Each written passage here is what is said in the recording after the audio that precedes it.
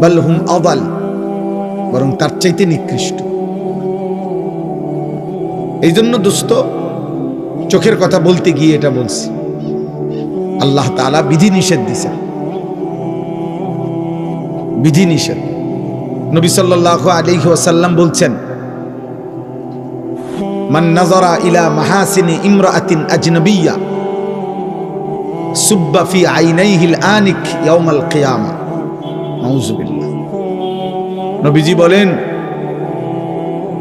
যে কেহ যদি কোন ভিন নারী, যাকে দেখার অনুমতি নাই, এমন কোন নারীর প্রতি যদি দৃষ্টিপাত করে, আল্লাহর নবী সাল্লাল্লাহু আলাইহি সাল্লাম বলেন, ওই তার জন্য অনুমতি নাই এমন নারীকে দেখলো, তো কিয়ামতের দিন ওই দুই চোখে, আল্লাহর কসম নবী বলছে, জ্বলন্ত সীসা গলিয়ে দেওয়া হবে,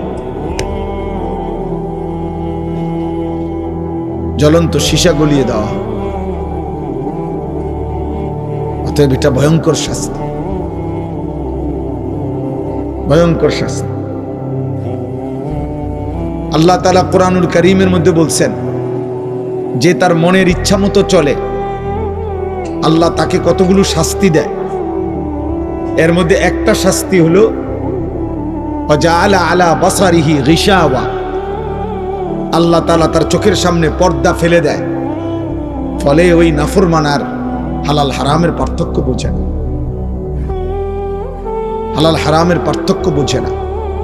এটা পাপের শাস্তি, এটা মনের ইচ্ছা মতো চলার শাস্তি। আফরাআইতা মান ইত্তাখাযা ইলাহাহু হাওয়াহু ওয়া আদাল্লাহু আল্লাহু আলা ইলমিন ওয়া খাতামা আলা সামইহি ওয়া কলবিহি ওয়া জাআলা আলা বাসারিহি গিশাওয়া। এখানে দেশ বিখ্যাত হাফেজ কোরআনরা বসে আছে পিছনে, আপনারা জানেন না, যিনি এতক্ষণ বয়ান করছেন, এখন উনি নিচে বসে গেছেন। আল্লাহ ওনারে বরকত দান করে। আমার প্রিয় ভাই মাওলানা আব্দুল কাদের ইসলাহি,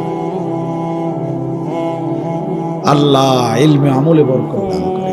তো ভাই বলতেছিলাম যে এটা নজর সাংঘাতিক, নজর সাংঘাতিক, নজর সাংঘাতিক।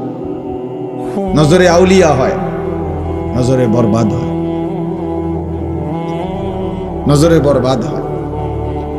রাসূলুল্লাহ সাল্লাল্লাহু আলাইহি ওয়াসাল্লাম আলী রাদিয়াল্লাহু তাআলা আনহুকে বলছেন, ইয়া আলী লা তুতবি'in নাজরাতান নাজরা